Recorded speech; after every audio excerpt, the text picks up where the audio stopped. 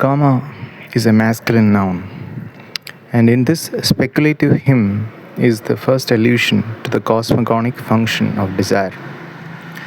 Although it does not explain which causes what, it does suggest that desire was the first act of consciousness and links cosmic desire to the great heap of tapas, the generative heat of sexuality and consciousness. Kama can also mean pleasure, suggesting that desire is about anticipation and pleasure is the emotional satisfaction from achieving the desired object. It recognizes as well that desire leads to intention and intention leads to action. So before one can act, one must have the desire and the intention to act. You would not wake up in the morning without desire. My grandmother said while she was explaining that the softness of her cotton saris came from years of washing.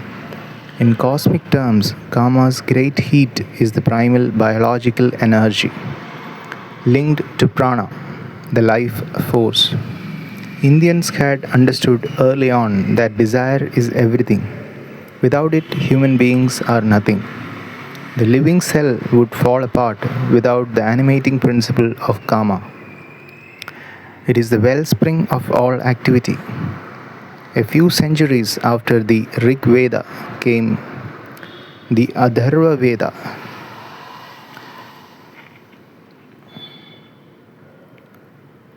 And it raised A few centuries after the Rig Veda came the Atharva Veda, and it raised Kama to the status of something resembling a creator god who lorded over the other deities. And this god felt lonely and wanted a companion. Since it was as large as a man and a woman in close embrace, it split its body into two, giving rise to man and woman. I have thought about this primordial division and felt that the poet was reminding us about the fundamental loneliness of the human condition. To overcome it, the primordial man copulated with the woman after the splitting, and this suggests to me that the intimacy of Kama helps us to surmount some of our primal loneliness. A kiss, an embrace, is thrilling because it helps to conquer our feeling of isolation in an alien, anonymous world. And what can we infer about a civilization that regards everything as beginning with Kama? Unlike, for example, the Judeo-Christian tradition, where in the beginning was light when God said, "Let there be light." If the Hindu cosmos is born from Kama, I ask myself, what is the significance of the fact that this primal biological energy is at the origin of my civilization? As a child, I asked my grandmother what was there in the void before Kama, but she thought I was just being naughty. Kama is a serious subject of inquiry. In many great texts, the Vedas, the Brahmanas, and the pioneering philosophical mental experiments called the Upanishads, all of them early strivings of human beings to understand the nature of the world and of the self. The epic Mahabharata devotes 40 long chapters to grasp Kama's nature. All this earnest questioning happened well before Vatsyayana decided to compile the exquisite Kamasutra. He understood that Kama is not merely a natural energy, it is also an art to be cultivated. Kama is used both in sexual and asexual contexts in the ancient texts, and it carries connotations of action, creation, and procreation. Early on, it seems ancient Indians had understood that this divine energy, also called Shakti, is the source of the sexual drive and the force behind the life instinct, and this happened thousands of years before Sigmund Freud and Carl Jung. The Rig Veda says in another creation myth that the gods made a sacrifice of Purusha, the cosmic person at the beginning of time. Into a fire altar, fluids, mantras, and other offerings were made. Before being offered to Agni, the god of fire, Purusha gave rise to his feminine self, Viraj, out of his own being and was then sacrificed and ritually dismembered. Through the sacrifice, Purusha became the universe, and his limbs became the sun, the moon, stars, animals, plants, and human beings. This was the primordial sexual act that gave rise to the cosmos. The fire ritual linked human beings to the divine and ensured their perpetuation. The Upanishads state that man is made of desire and explain that the ritual sacrifice replicates the sexual act as the fluid is offered into the fires of the womb. Thus, Kama has the capacity to beget life. There are other more charming Hindu myths of creation, but now that I am in my old age, I am especially drawn to the ones related to Kama. I feel compelled to make some sort of peace with my restless mind that has troubled me all my life with the vexatious problems of desire. Even today, there are annoyances that refuse to go away and continue to color insistently the recollections of my early days. My earliest memories of desire are those from Lahore in undivided India. The next thing I remember is our family trying to escape with our lives during the partition of India in 1947. We were fleeing to Delhi amidst talk of death. Partition was a bad deal for everyone, but it was the only one feasible. It was the creation of a few privileged men without the consent of the people. In the end, Muhammad Ali Jinnah, the bad boy, was sent off with a moth-eaten state, while the Congress got what it wanted, but continued to complain that they were robbed of their cherished dream of a united India.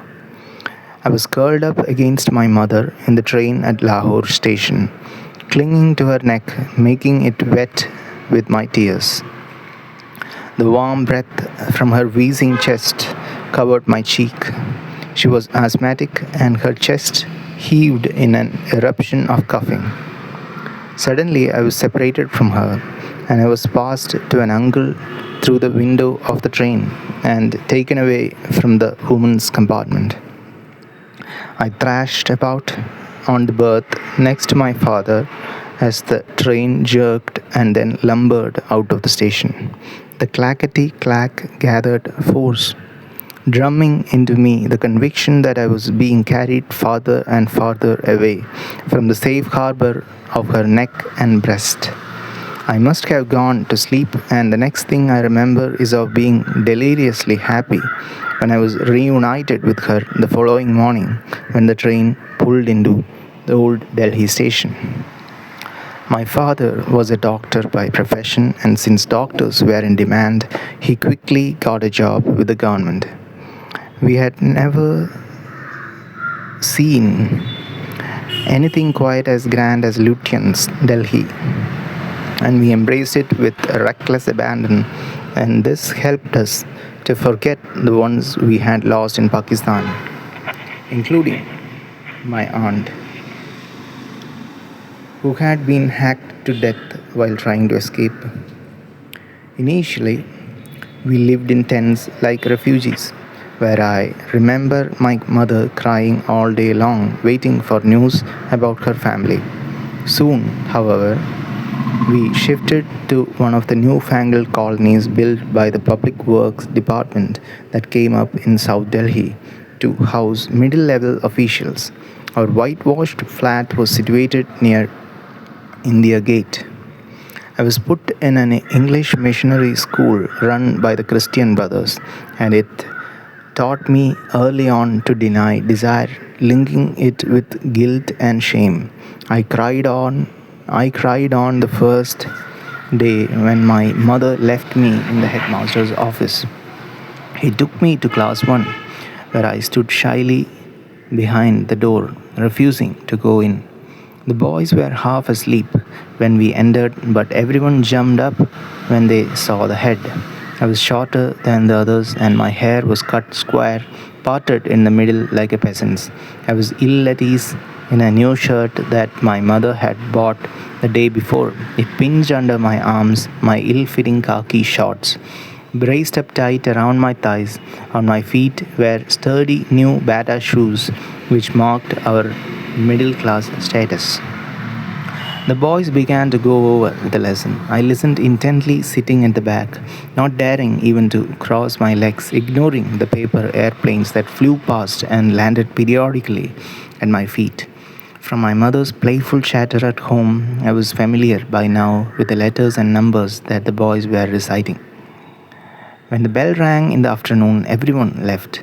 I stayed at my desk, and I think I would have kept sitting there all afternoon had the teacher not returned to pick up her bag. She told me that school was over and I could go home. The daily 2 mile ride to school on my bicycle framed my new life. In the mornings, I would be rushed and nervous, my hair wet as I hurriedly rode to school. In the afternoons, I would dawdle back, often in the company of other boys. After I reached home, my mother would sit down with me at the dining table with milk and sandwiches and shower me with questions about the day's happenings. She would bring out pictures that she had lovingly cut from magazines and tell me animal stories from the Panchatantra. I liked hearing them again and again, and she kept on her lively prattle till my father returned from work.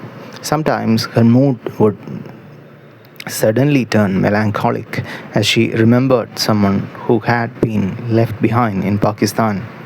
There was nothing striking about my school life. I played during recess, worked in study periods, paid attention in class, enjoyed sports, and managed to stay comfortably in the top half of my class. My mother was ambitious and had dreams of greatness for me, wanting me to become a successful man. She especially wanted me to speak and write English well, even though our politicians exhorted us daily to shed our unholy attraction to the colonial language.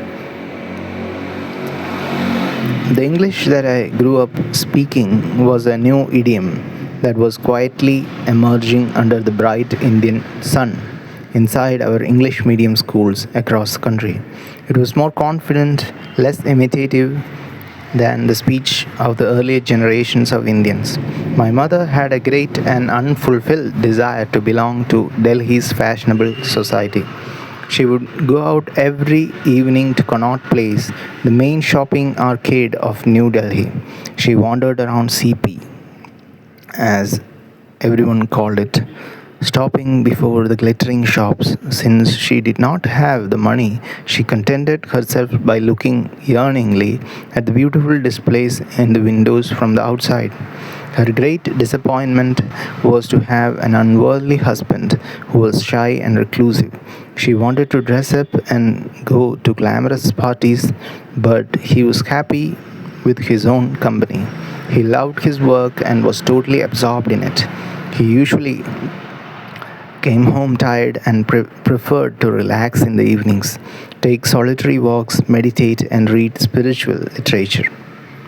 The natural answer to my mother's gregarious disposition would have been to join a club. There were a number of social clubs in Delhi, and the most exclusive one was the Delhi Gymkhana Club, the meeting place of the most fashionable and powerful in the nation's capital. She would sometimes bring up the subject, but my father would gently explain to her that it was beyond our means. As a government doctor, he earned a modest salary, and my mother ran the house on a tight budget. Her major expenses were on school fees, uniforms, and milk for her growing son. She had worked hard to get me into an English medium school, although it cost more than they could afford. At the end of the month, there was little left for anything else. A private clinic soon opened near our home, which offered twice the salary to its doctors than her husband earned. She encouraged my father to join it. They had a number of arguments, but my father generally stood his ground, insisting that he was happy where he was. She wished he were more ambitious and kept nagging him about it. My mother must have transmitted her anxieties to me, for I grew up with a sense of deprivation. I would compare myself to my classmates who had things that I did not possess, to those who were more attractive to girls than I was, and especially to those who made it to the school cricket team. My father admonished my mother one evening, saying that she was over ambitious about me and this was not healthy. He said children come through us and not from us, and parents are only a medium by which life expresses its longing for itself. So our children are not our children. What a peculiar idea, exclaimed my grandmother, who was visiting us at the time. Ignoring the interruption, my father went on to explain that a jiva, soul, before it takes birth, is neither male nor female, but is drawn to parents with certain personalities suitable for its own growth. Once it finds such an environment, it chooses to be born there. Children come with their past karmas and destinies to fulfill, he said, and we should not impose our desires on them. They are guests in our home. We should love them but not try and fulfill our dreams and ambitions through our children. My father did not convince either my mother nor or my grandmother and went out for a walk. But mother and daughter looked at each other with a resigned expression that said, "What else did you expect?" My mother's mother always thought that my father was a bit cracked. By the time I was 16, I sometimes accompanied my mother on her evening round of Connaught Place. Everyone in Delhi went to CP, no matter what the season. Between 6 and 8, the thing to do was to get dressed and stroll along the wide, winding Gregorian style colonnade with its glamorous shops and smart cafes. She went there to be seen and to see others. There was a veritable fashion parade each evening of men and women who vied with each other in the elegance of their attire. Named after the third son of Queen Victoria, the first Duke of Connaught, CP was designed in the form of two concentric circles, creating an inner, middle, and outer circle with 7 roads radiating from a circular park. Since many Indian princely rulers had their Delhi homes nearby, they came to shop here, and my mother thought it a prize to spot one of them.